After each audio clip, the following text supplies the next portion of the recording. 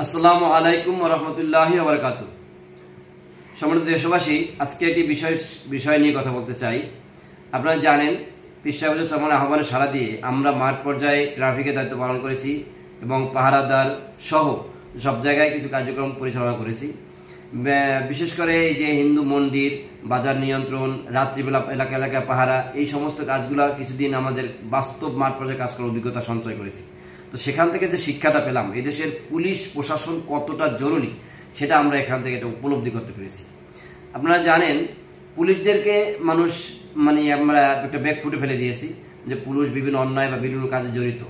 আসলে কি শুধু পুলিশ এই কাজে জড়িত, নাকি অন্য সবাই বা আমাদের সমাজ ব্যবস্থাটাকে এইভাবে দাঁড়িয়েছে? আপনি দেখেন, পুলিশ ঘুষ খায় বা পুলিশ এই দুর্নীতির সাথে জড়িত আমরা বলি, এমন বাংলাদেশে এমন একটা সেক্টরের নাম আপনারা বলেন যে সংস্থার মানুষ দুর্নীতির সাথে জড়িত নাই। আপনি কোর্ট কাছারি বলেন, আপনি ডাক্তার বলেন, আপনি সেবামূলক অন্য প্রতিষ্ঠান বলেন, সরকারি যে কোনো সংস্থা বলেন বা সরকারি যে কোনো অফিস বলেন, সকল জায়গায় কিন্তু রন্ধে রন্ধে ঘুষ দুর্নীতি ছেয়ে গেছে। তো সেই পরিস্থিতিতে শুধু পুলিশ আসলে ভালো থাকার সুযোগ নাই। আসলে আমাদের দেশের সিস্টেমটাই একেবারে ধ্বংস হয়ে গেছে। যেমন উদাহরণস্বরূপ, পুলিশ যদি কোনো ভেরিফিকেশনে যায় বা পুলিশের কাছে যখন তদন্ত আসে, কোনো কার্যক্রম আসে, যদি মানুষ তাকে টাকা দিতে যায়, ঘুষ দিতে যায়, ঘুষ নিয়ে সাথে যদি সেই টাকা সে না নেয়, তাহলে এবং ওই রায় যদি তার বিরুদ্ধে যায়, তাহলে পাবলিক আগেই ধরে না যে সে আমার টাকা নেয় না, সুতরাং সে ইচ্ছাকৃতভাবে আমার বিরুদ্ধে রিপোর্ট দিয়েছে। এটা মানুষের একটা টেন্ডেন্সি। আপনি রাস্তায় বসে যে আপনি একটা গাড়ি ধরবেন, হেলমেট নাই বা কাগজ নাই, দেখবেন ইনিয়ে বিনিয়ে সে আপনাকে পাবলিকই জোর করে কোনো না কোনোভাবে তার পকেটের ভিতরে টাকা ঢুকিয়ে দিচ্ছে। আসলে পুলিশ টাকা নেবে কখন? আপনি দেওয়ার জন্যই তো ব্যতিব্যস্ত হয়ে যাচ্ছেন।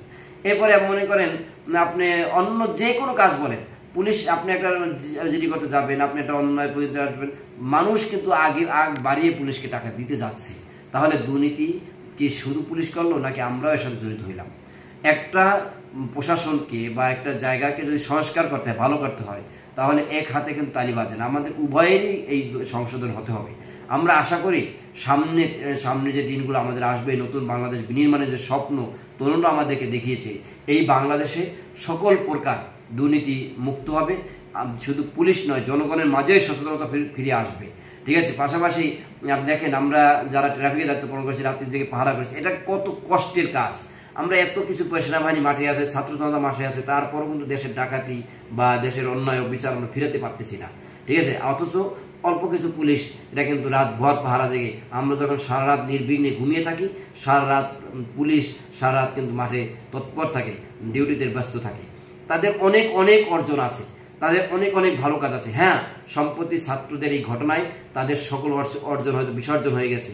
ঠিক আছে? তবে এখানে আমাদের এটাও মনে রাখতে হবে, সাধারণ পুলিশরা বা নিম্ন শ্রেণীর নিম্ন পর্যায়ের লোকেরা কিন্তু এইটি সরাসরি জড়িত নয়।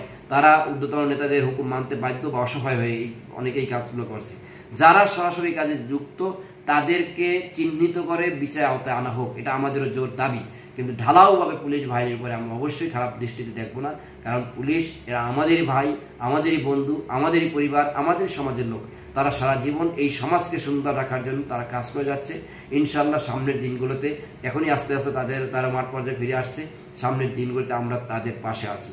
আমরা এটা প্রত্যাশা করি, তারা যে দাবি করেছে যে তারা কোনো দলের ব্যবহৃত বস্তু হবে না এবং দলের হয়ে কাজ করবে না, লাঠিয়াল বাহিনী হয়ে কাজ করবে না, এই সমস্ত সহ তারা যে দাবিগুলো করছে, তাদের পোশাক পরিবর্তন সহ এই সমস্ত সংস্কার যদি হয়, পুলিশ আবার স্বরূপে ফিরে আসবে, জনবান্ধব, জনতার পুলিশ হয়, জনবন্ধু হয়ে তারা কাজ করতে পারবে।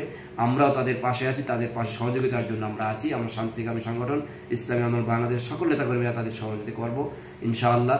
পুলিশ, জনতা, ভাই ভাই, এভাবেই আমরা দেশকে গঠন করব। সবাইকে ধন্যবাদ। আসসালামু আলাইকুম ওয়া রাহমাতুল্লাহ।